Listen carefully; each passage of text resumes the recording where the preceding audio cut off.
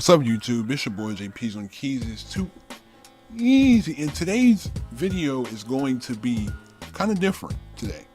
We're not reacting to a music video. We're reacting to actually an address that Lowkey made at Oxford. You know, and of course, if you know, Oxford is a very prestigious university.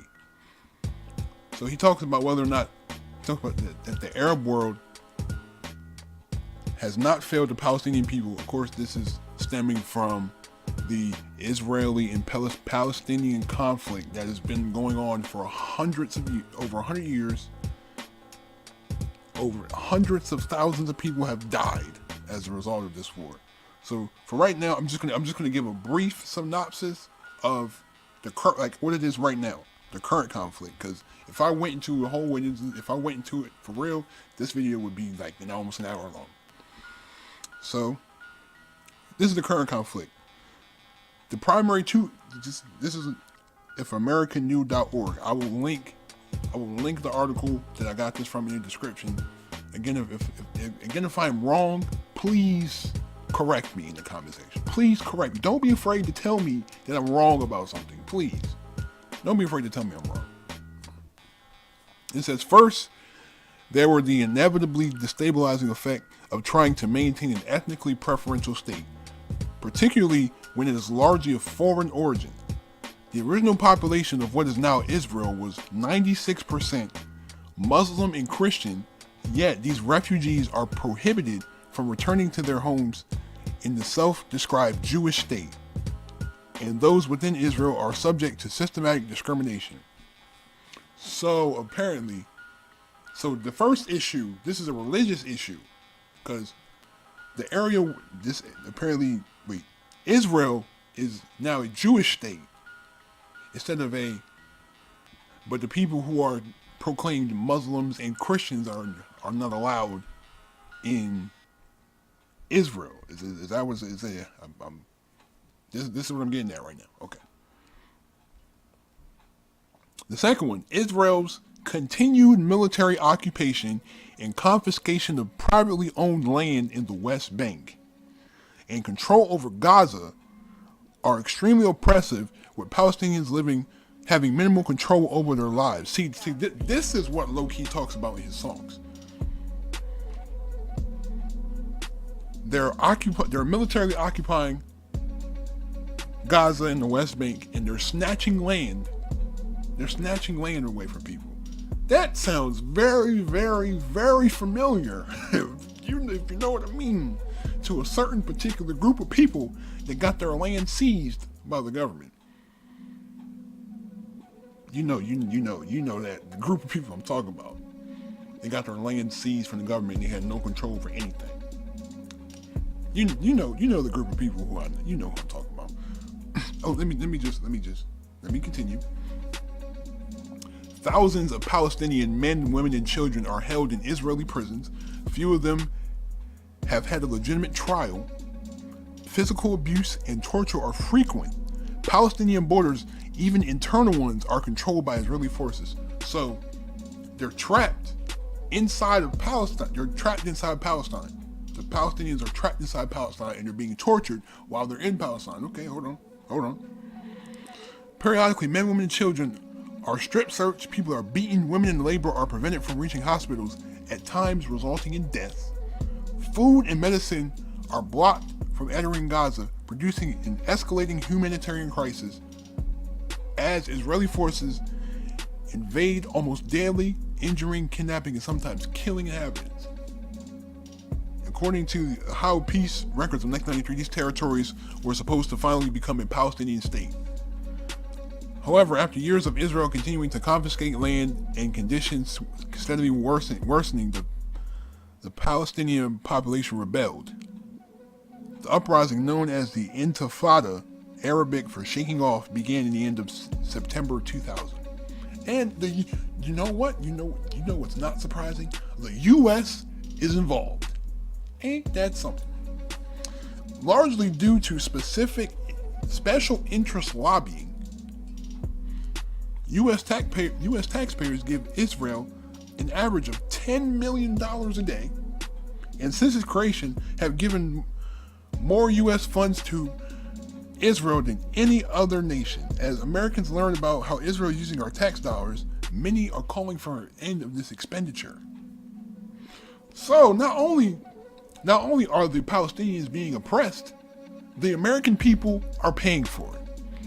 Now, how American is that? You pay for your own oppression. Ain't that something? But anyway, let's look into Lowkey's speech. I'm going to try not to pause a lot. I'm just going to sit here and listen and see what he has to say. But without further ado, Lowkey, ladies and gentlemen, not just a rapper, but a keynote speaker at Oxford. Big ups to you, bro. Again, thanks again for putting me on your IG page. I still appreciate that. That's a good look. I now look to Lowkey to continue the case for the opposition. Hi, thank you very much. Hold on, make sure the volume's up, because this is very, very important information. No worries, let's save time. So thank you. To start with, I would really love to bring some reality back to this conversation. Oxford University, with all of the illustrious history that it has, surely it can come up with something less reductive than the Arab world to refer to millions of human beings. I'm sorry. Surely. I feel what you're saying. Like you feel like you're just grouping these people into some concept. You know what I'm saying? It's more than the Arab world. It's for real. The United States has failed the Palestinian people because they allowed for the Israeli oppression. They allowed it because now the taxpayers are paying for it. They're paying for oppression. Surely we have consensus here that human beings are interconnected and interdependent, and in fact the planet is not split into separate worlds. We've come far enough. No? The point I would like to make is that there are three major problems with the premise of this debate. So, number one, as I said, upon the basis of the planet not being split into separate worlds, we know that as inheritors of Ugaritic lineage, a language thousands of years old, believed to be the precursor to Hebrew and Phoenician, Palestinians, as other Arabic speakers, enjoy a special solidarity. That's undeniable. If we look at recent polls, what does it say? 91% of respondents of the poll carried out in Arabic-speaking societies said that Israel was the greatest threat to their security. That's 91% of respondents. 87% of respondents said that they would oppose their countries recognizing Israel on a diplomatic basis. He came with percentages and statistics. 77% of them said that the Palestinian cause concerns all Arabs and not the Palestinian people here. So let's be absolutely... Because you gotta think, if Israeli can overtake Palestine, they can overtake another country as well. They can do another country as well. If nobody's gonna stop them, like what's oh, we got Palestine, we're done. Like, no.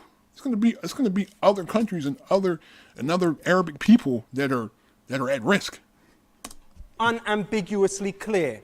All of the negotiations that have taken place and the Saudi peace deal that was spoken about here would only be achieved through dictatorial imposition. I'm sorry, Oxford Union, you can't have it both ways. You can't say, on one hand, that the Arab world needs more democracy, but on the other hand, that those governments that exist through military dictatorial imposition are somehow representative of the populations they rule. I'm sorry, it doesn't make sense.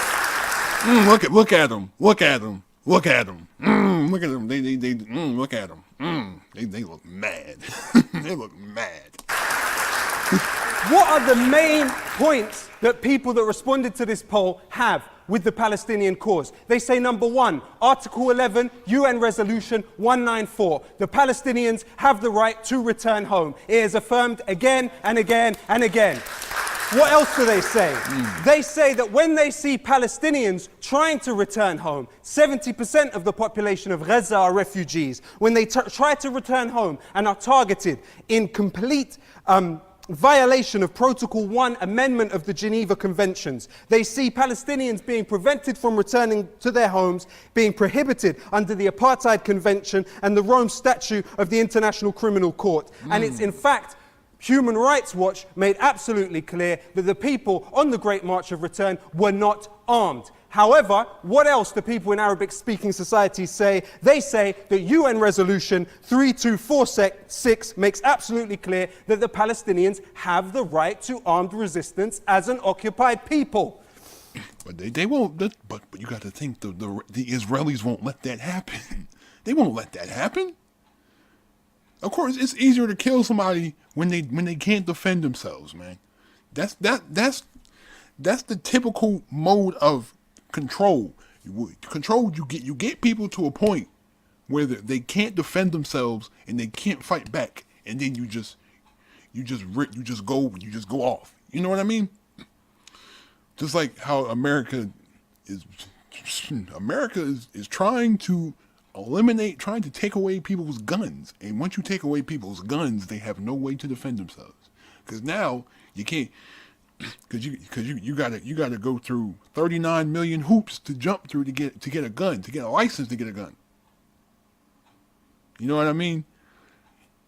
Bro, if you can't defend yourself, then you're done. What would we say that the British mandate, being the author of the apartheid reality that the Palestinians live under now, when we look at this fact that the United States giving $3.3 billion in aid to Israel in 2019. $3.3 billion with taxpayer money. With taxpayer money. They're aiding Israel in the oppression of Palestinians. Ain't that something? United States aids in somebody else's oppression. That's nothing new. That's nothing new. This year, and $38 billion over a decade, would it be conceivable for us to use such reductive phrases as the Anglo-Saxon world has failed the Palestinians? No, it wouldn't. When we look at the billions worth of trade which exists between the State of Israel and the EU, when we look at Avigdor Lieberman even suggesting that Israel joins the EU, and even Berlusconi when he was leading Italy saying Israel should join the EU. Would we ever say the European world has failed the Palestinians? No, we would not. The other main problem with this is the deficit of democracy and the correlation that exists between Arab governments that have more democratic accountability and their stand with the Palestinian cause. When people took to Tahrir Square in Egypt, did we support them? Yes, we did. What was the main nucleus of those movements that took to the street? They were people that were set up as popular committees in solidarity with the Palestinian Intifada of 2000. When we look at what happened in Tunisia, and we see that the first president of democratic Tunisia following the revolution, Mohamed Marzouki, what did he do in 2015? He boarded a boat and tried to break the illegal siege of Gaza. What happened to that Democrat? He was detained by the Israelis and deported and not allowed to enter Gaza as he wished. When we look at the democratically elected government in Egypt, what was their stance in 2012 when Israel were bombing a defenseless population? They sent the Prime Minister of Egypt at that time, Hisham Kandil, to stand in solidarity with the Palestinian people. There were over 14 sabotage operations against the gas pipeline going from Egypt to Israel. 40 to 50% of Israel's gas came from Egypt at that time. And it was sabotaged. By who? By Egyptian citizens who said, you know what? We don't want to sell gas to Israel, actually. That's our democratic will. And the democratically elected government at that time cut off that pipeline, and still to this day, it does not run. You know why? Because these types of relations between Israel and Arabic-speaking states can only be achieved through dictatorial military imposition. That's it. The only way you see how they're banding together. You see how they're trying to. You see how they're going together to stop Israel. They cut off the pipeline with gas, so they couldn't get any gas into Israel. He said earlier, one of the one of the prime ministers or one of the government leaders, he tried to break the seal. He was detained, and he was deported. See, people are really, really trying, and people are trying. They're not even trying; they're doing it. They're cutting themselves off from Egypt. They're not Egypt, from Israel. Like I said, they cut off the pipeline.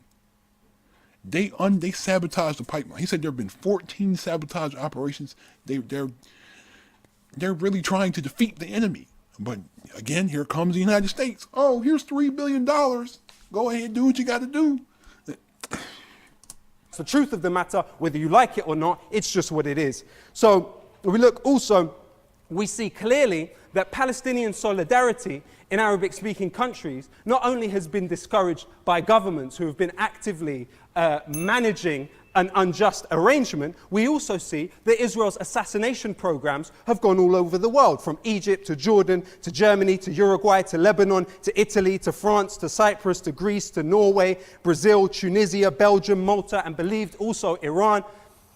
How is it possible that solidarity with Palestinians can be discouraged to such an extent? It doesn't happen in a vacuum. And as I said before, these governments that are dictatorships are not representatives of the people. And the third major problem with this premise is when using the word failure, you assign a level of nobility to the intention of those who have been carrying out these negotiations with very, very limited levels of legitimacy. And that is, of course, a problem. What's the reality on the ground? 440 Israeli colonies in the West Bank, over 500,000 settlers illegally in the West Bank, 565 checkpoints, 300 flying checkpoints, Israeli settlements using 80% of the available water, and since 1967, Israel has constructed 133 military bases. That is what these negotiations have served as, a subterfuge to allow the continued expansion of Israeli colonization in Palestinian land and dispossession of Palestinian people. I call completely, unambiguously. So this is kind of like how Ukraine was trying to, how like the Russian government was trying to take over Ukraine. How they were trying to force themselves into the government and colonize themselves. So this is kind of like that. How, like, you remember a couple years ago when Ukraine was under attack by the Russian government. So it seems as though the Israeli government is trying to force themselves into another. Wait, this is very similar to another country, a big country. This is very similar, to try to force themselves into land that is not theirs. They're trying to use brute force to, again, force themselves into land that is not theirs, that is not rightfully theirs. It does rings a couple bells. America, the people who colonized America, they forced themselves onto land inhabited by Native Americans. Oh, in the 1800s, they forced the Native tribes to give up their land and move them onto reservations, reserved. Think about it. They're moving you to a reservation. You're reserved. So you're limited to a certain amount of space. That's like putting dogs in a dog cage, and then that are used to going around and used to roaming around the mountains. And this dogs, that was a bad example. Like, say you get a horse, a wild horse, and you try to make it domestic. The horse is not going to adjust to being domesticated because the horse is used to roaming around the entire area. Once you confine it to a certain little encampment, then it's gonna react and act out. You to very clearly reject this motion, because you are not just condemning the government of Saudi Arabia or these dictatorships around the world, you are actually condemning the person who opens up their home to the Palestinians, who supports the Palestinians, who loves them in spite of this situation where they are being encouraged in a top-down, not bottom-up way, top-down way to reject Palestinians' legitimate aspirations. Thank you very much.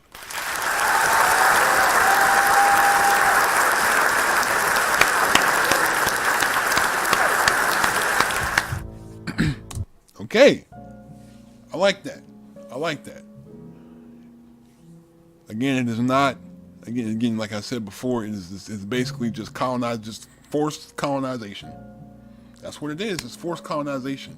Oh, and if I didn't say so earlier, I uploaded another episode of my podcast. Episode 2 of my podcast is on Anchor.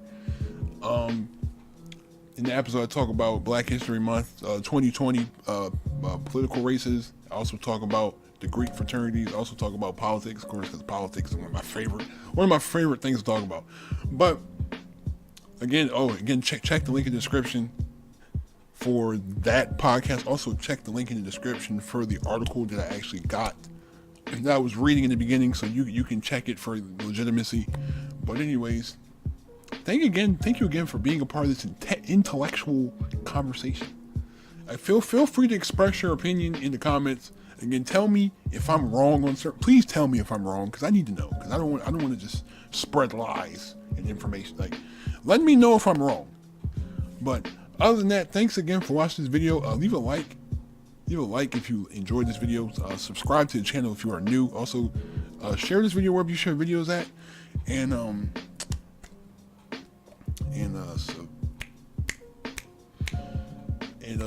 hit the notification bell so you know when to upload. But other than that, thanks again for watching. Be safe. Have a great day. Stay woke. I'm out. Peace.